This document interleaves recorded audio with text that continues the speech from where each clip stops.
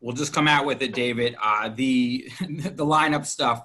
Is Mark okay? Did everyone practice today? And what's the goalie decision going to be? Yeah, Mark's okay. He's going to be fine for tomorrow. Tony didn't practice. He'll be a game time decision, and we will announce our goalie before the game tomorrow.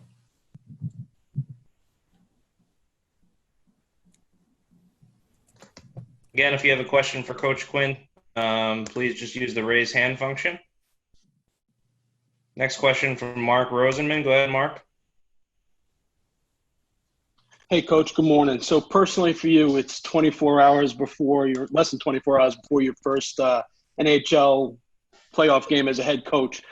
For you, which are the emotions that you're feeling? Is it more like your first professional playoff game for the Binghamton Rangers, or is it more like your first time behind the bench in an NCAA tournament? Yeah, this is probably different than both those scenarios. I just think for some reason it's just I'm looking at it as a continuation of what we were doing before the break. Obviously, the stakes are higher. You're consumed with coaching your team. You're consumed with making sure they're prepared. Maybe those feelings may change a little bit tomorrow when you're heading to the rink and you're about to head on the bench. But as of right now, this is just,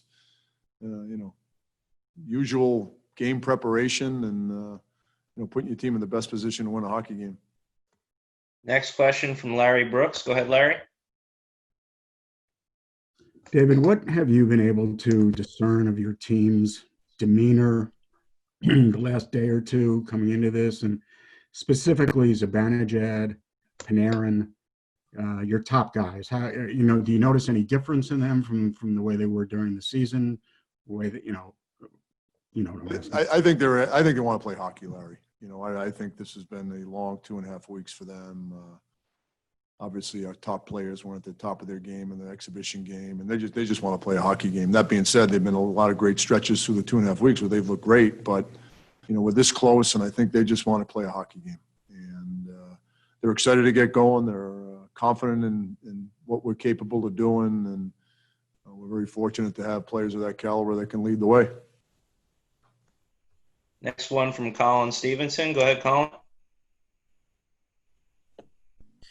Hi, Dave. Again, I'm master of the general questions here, but, you played a game Wednesday night. You had yesterday off. So whatever it was that you didn't like out of that game, 1 goal scored, no goals on the power play, whatever it was that you didn't like, do you have enough time to fix it in today's practice before, you got to face off for real at noon tomorrow?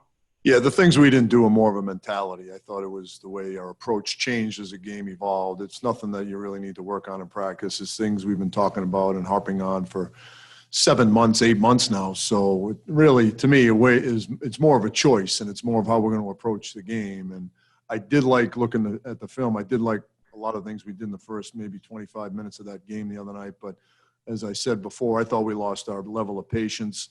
One of the things that was real obvious is we weren't willing to pay the price to get inside. We took the path of least resistance, and we certainly can't do that tomorrow night. And, that's something we hadn't been doing. So, like I said, everybody's looking forward to getting going and playing a hockey game tomorrow afternoon.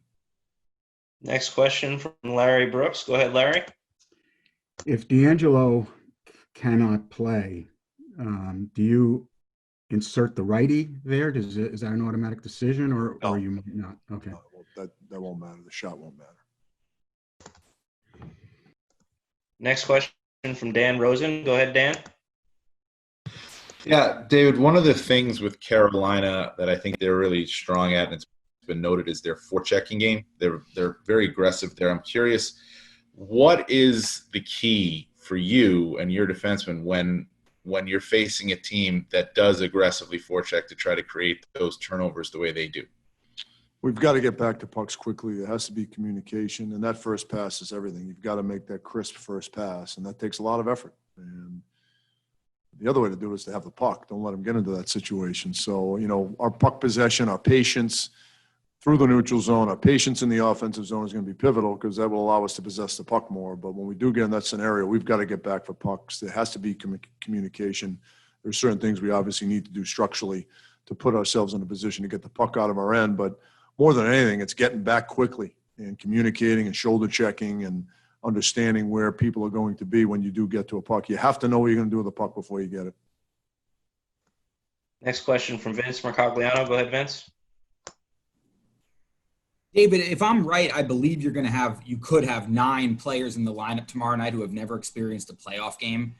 How curious are you to see how a lot of these young guys, this young core that you have, reacts to that kind of intensity and environment? I think we're curious, but like I've said before, I do know that we have played in some very hostile environments with playoff-like atmosphere, and I've always referred to 2 games in Nassau Coliseum.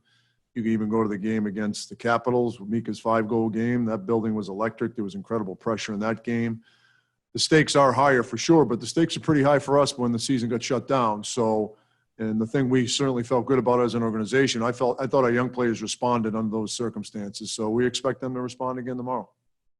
Another question from Colin Stevenson. Go ahead, Colin. Yeah, Dave. I know you've said of your goaltenders in the past that, really you just care about them stopping the puck. But how much is Igor's ability to play the puck a factor in your team? Like, as a former defenseman, I mean, how nice is it to have a goalie that can help you out back there, moving the puck around?